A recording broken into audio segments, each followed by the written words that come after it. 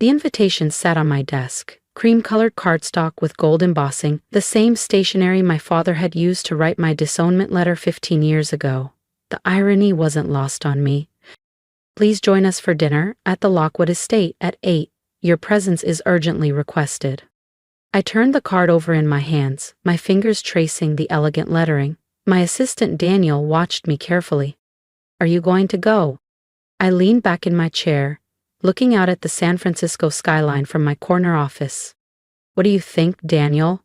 After 15 years of silence, they suddenly want a family dinner?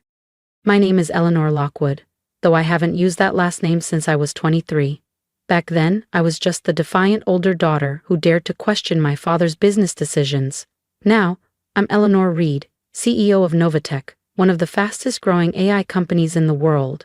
And as of this morning, I had just signed the papers to acquire Lockwood Industries, my family's once powerful but now failing empire. The merger documents are ready, Daniel said, placing a thick folder on my desk. Everything's set for next week's board meeting. I nodded but kept staring at the invitation. Have you seen the latest numbers from Lockwood Industries? Daniel swiped through his tablet. Stock is down 60% from last year. Your brother's latest product launch was a disaster. Rumors say they won't even make payroll next month. My younger brother, Julian. The perfect Lockwood heir. The golden child who had been handed the CEO title without lifting a finger. The same brother who had stood by, silent, when our father threw me out. I exhaled slowly. Book me a flight to Seattle. 15 years, and the Lockwood estate still looked the same. The sprawling gardens, the towering stone mansion, the overwhelming weight of expectations. As my car pulled up the long driveway, I spotted familiar vehicles. Julian's Aston Martin, my father's Rolls-Royce. Daniel had insisted on having a driver wait outside. Just in case, he'd said. Smart man. A butler, not the one from my childhood, opened the door before I could knock. Miss Lockwood, he greeted formally. Miss Reed, I corrected him. His eyes widened slightly before he gave a curt nod. Of course. My apologies, Miss Reed. The family is waiting in the study. The study. Where every major Lockwood decision had been made. Where my father had once told me I was no longer welcome in his house or his company. As I walked down the long hallway, I noticed the framed family portraits. Julian's graduation, his wedding, his rise to CEO. My presence had been meticulously erased. The door was open. Inside, my father sat behind his massive mahogany desk, looking older but still commanding. Julian perched on the leather couch, his designer suit crisp, though his fingers twitched with nervous energy. And in the corner, my mother sat quietly, just as she had the day I left. Eleanor, my father said, standing, thank you for coming. I lingered in the doorway, arms crossed. Well, when the great Charles Lockwood requests your presence, how could I refuse? Julian flinched. My father's jaw tightened, but he pressed on. Please, sit. We have much to discuss. I chose an armchair near the door, keeping my distance. Silence stretched uncomfortably. Finally, my father spoke. We're aware of your success in recent years. I raised an eyebrow. My success? You mean building a billion-dollar company from nothing while you were busy grooming Julian to run Lockwood Industries into the ground? Eleanor, please, my mother whispered. I leaned forward, voice steady. No, you don't get to please me. Not after what you did. And so, the reckoning began. Spoke for the first time. We're trying to have a civil conversation. Civil? I laughed. Like the civil way you all sat there while father threw me out? Or the civil way you've pretended I don't exist for 15 years? Julian stood up suddenly. We made mistakes, okay? Is that what you want to hear? We were wrong. I studied my brother, really looked at him for the first time. The perfectly styled dark hair, always cut to perfection, was now slightly disheveled. There were shadows under his eyes, tension in his shoulders. Running a failing company didn't look good on him. Why am I here? I asked, turning back to my father. He sighed heavily, looking every bit of his 65 years. Lockwood Industries is in trouble. We need your help. And there it was. Not an apology, not an acknowledgement of the pain they had caused, just another business transaction. My help? I kept my voice neutral. What kind of help? We've seen what you've done with Novatech, he said. The innovation, the growth. We need that kind of thinking at Lockwood Industries. I thought about the merger documents waiting in my briefcase, about the months of careful planning that had led to this moment. And what exactly are you offering? Julian jumped in. A partnership, co-CEO position, equal say in the company's direction. I almost laughed. They had no idea how close they were to having no say at all. Let me get this straight, I said, standing. For 15 years I was the family disappointment, the one who didn't understand business, the one who wasn't worthy of the Lockwood name. But now that you're failing, suddenly I'm good enough? That's not fair, Julian protested. Things are different now. Different? I turned to him. Different how? Because you failed at the job you were handed on a silver platter? Because you couldn't handle the responsibility you were so sure you deserved? Enough! My father's voice cracked like a whip. We're offering you a chance to come home, Eleanor, to be part of the family again. I reached for my briefcase, pulling out the merger documents. That's a generous offer, Dad, but I have a counter-proposal.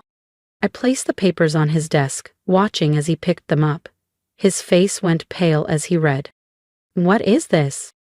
The future of Lockwood Industries, I said calmly. Novatech has been buying shares through various subsidiaries for months. As of next week's board meeting, we will own controlling interest in your company. Julian grabbed the papers from our father's hands, his eyes scanning frantically. This is impossible. You can't... Can't what? I asked. Can't outmaneuver the mighty Lockwoods? Can't build something bigger and better than you? Can't take everything you thought was yours? My father stood up, his face red with anger. You planned this, all of it. No, Dad, you planned this. The moment you decided Julian was more worthy of your trust, your love, your legacy, you set this in motion. I just learned from your example. We'll fight this, he threatened. We have lawyers. Yes, you do, I agreed. The same lawyers who helped me structure this deal. Turns out loyalty can be bought. Another lesson I learned from you. The silence in the study was deafening. My mother had gone completely still, her hands clasped tightly in her lap. Julian looked like he might be sick, and my father, he just kept staring at the merger documents like they might somehow change if he glared at them long enough. The board meeting is next Tuesday, I said, standing up. I suggest you take the weekend to come to terms with this. Please, my mother finally spoke, her voice trembling. Eleanor, we're your family. I turned to her, feeling the old pain surface. Family? I asked. Where was my family when I needed them? This family? Where was this family when Dad threw me out? When Julian took everything that should have been shared between us? When I was struggling to build something of my own? You never needed our help, Julian said quietly. Look at what you've built. I laughed, the sound sharp and bitter. You think Novatech happened by magic? I worked 18-hour days for years. I lived in a tiny apartment, ate ramen noodles, and pitched to every investor who would listen. And you know what kept me going? Knowing that someday I'd be strong enough to make you all see what you threw away. My father finally found his voice. So this is revenge? No, Dad, this is business. Isn't that what you always taught us? Never let emotions cloud your judgment? I picked up my briefcase. Lockwood Industries is failing. Novatech can save it. The fact that I get to do it, what did you used to call it? A fortunate business opportunity? As I turned to leave, Julian caught my arm. Wait. What's going to happen to us? To our jobs? I looked at my brother, really looked at him. The golden child who'd had everything handed to him, who'd never had to fight for anything in his life. For a moment, I almost felt sorry for him. That depends, I said. Are you willing to earn your position for once? Before anyone could respond, my phone buzzed. I glanced at the screen. Daniel. Right on schedule. I have to take this, I said, stepping into the hallway. Daniel, how did the board calls go? Better than expected, he reported. Most of them are already on board with the merger. They've seen the numbers. They know Lockwood Industries can't survive without outside intervention. Good. And the press release? ready to go after Tuesday's meeting. The business papers are already speculating about a possible buyout. Your father's mismanagement and Julian's failed product launches have made it an easy sell. I ended the call and turned to find my mother standing in the doorway. You thought of everything, haven't you? She asked softly. I had to, I replied. You all taught me that nothing less than perfection was acceptable. She flinched. We were wrong, Eleanor. About so many things. Yes, you were. Is there any way to fix this? I studied her face. The same face that had watched silently as my father destroyed my life 15 years ago. Fix what, Mom? The company? The family? Some things can't be fixed, they can only be rebuilt. And rebuilding requires change. Back in the study, my father had moved to the window, staring out at the gardens where he'd once lectured Julian and me about the importance of the Lockwood legacy. What are your terms? He asked without turning around. For the company, they're in the merger documents. For the family, I paused. That's more complicated. Julian looked up from where he'd been reading the merger papers. You're not firing everyone, are you? Unlike you, I actually care about the employees, I said. Anyone who's qualified and willing to adapt will have a place in the new organization. But there will be changes. Big ones. And us? He asked quietly. That depends on you. Are you willing to start at the bottom, learn the business properly, prove you deserve your position? He nodded slowly. I think I need to. Good, because that's your only option if you want to stay with the company. My father turned from the window to look at me. And me? You'll be offered a position on the board, non-executive, no direct management role. Your years of experience could be valuable, but you won't be running things anymore. He opened his mouth to argue, then closed it again. For the first time in my life, I saw Charles Lockwood accept defeat. Board meeting is at 10 a.m. on Tuesday, I said, gathering my things. I suggest you all be prepared. As I reached the door, my mother called out, Will you stay for dinner? I turned back, really looking at them. My father, proud but defeated. Julian, scared but finally understanding. My mother, hopeful but uncertain. No, I said softly. Not tonight. We have too much history for casual family dinners, but maybe someday. The next few days passed in a blur of meetings and preparations. Daniel kept me updated on the board members' responses. Most were enthusiastically supporting the merger, seeing it as their best chance to salvage their investments. On Monday evening, as I sat in my hotel room reviewing the final presentations, my phone buzzed with a text from Julian. Can we meet? Just us? I considered ignoring it, but something made me respond. Lobby bar, 30 minutes. He was already there when I arrived, nursing what looked like a very expensive glass of whiskey. Thanks for coming, he said as I sat down. What do you want, Julian? He took a deep breath. I wanted to say, I'm sorry, not just for now, but for then, for not standing up for you when Dad threw you out, for taking everything without questioning it, for being exactly who they wanted me to be, instead of who I should have been. I signaled the bartender for a drink. And you're just realizing this now? No, he admitted. I've known for years that I was in over my head, that I wasn't cut out for this, but I was too proud, too scared to admit it. So what changed? You did, he said, seeing what you've built, how strong you've become. It made me realize what real leadership looks like. I studied my brother, searching for any sign of manipulation, but all I saw was exhaustion and genuine regret. You know things can't go back to how they were, I said finally. I know. I don't want them to. I want to learn, really learn, from the ground up. Will you teach me? The next morning, I stood before the Lockwood Industries board of directors, my father and brother seated among them, as I presented Novatech's vision for the merged companies. I couldn't help but appreciate the symmetry of the moment. 15 years ago, in this very room, my father had told me I wasn't worthy of the family business. Now, I was showing him exactly what he had thrown away. The vote was unanimous. By noon, Lockwood Industries was officially part of Novatech. As the board members filed out, my father approached me. You've won, he said simply. This isn't about winning, Dad, I replied. It's about fixing what's broken, in the company, and maybe, eventually, in the family. He nodded slowly. I underestimated you. I was wrong. Yes, you were. The question is, what are you going to do about it now? He straightened his shoulders, and for a moment I saw the man who had once taught me about business, before pride and prejudice had poisoned everything. I'm gonna watch my daughter run the company I should have trusted her with 15 years ago, he said, if she'll let me. It wasn't an apology, not really, but it was a start. 6 months later, I sat in what had once been my father's office, now my secondary workspace when I was in Seattle. Julian was presenting his analysis of a potential new product line, work he had done from the ground up, starting as a junior analyst. The market research suggests a strong demand, he concluded, but we need to address these production challenges. I watched my brother confidently handle questions from the team, showing a grasp of details he had never bothered with before.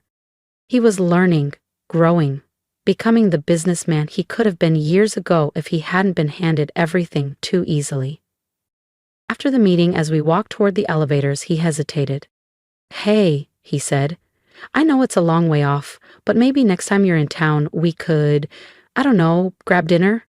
I considered it for a moment. Maybe, I said, stepping into the elevator. As the doors closed, I realized something.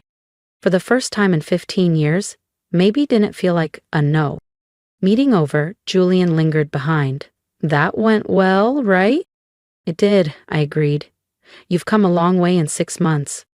Thanks to you, he said quietly, for giving me a chance I probably didn't deserve. Everyone deserves a chance to prove themselves, Julian, even spoiled little brothers who take 15 years to grow up. He laughed, a real laugh, not the forced one he used to perfect for boardrooms and press interviews. Mom asked me to remind you about Sunday dinner. I had been to exactly 2 family dinners in the past 6 months. They were still awkward, still heavy with unspoken words and lingering hurt, but they were also something else. A beginning. Maybe, I said, I have a lot of work to do. You always have a lot of work to do, Julian pointed out, but maybe that's not all there is to life. Maybe sometimes family dinner is just family dinner. I looked at him, really looked at him. The entitled air was gone, replaced by someone more real, more substantial. Maybe, I agreed, we'll see. Later that evening, as I worked late in my office, I found myself looking at an old photo I kept in my desk. Me and Julian as children, before expectations and favoritism had torn us apart. We were smiling, arms around each other, unaware of the years of pain and separation ahead.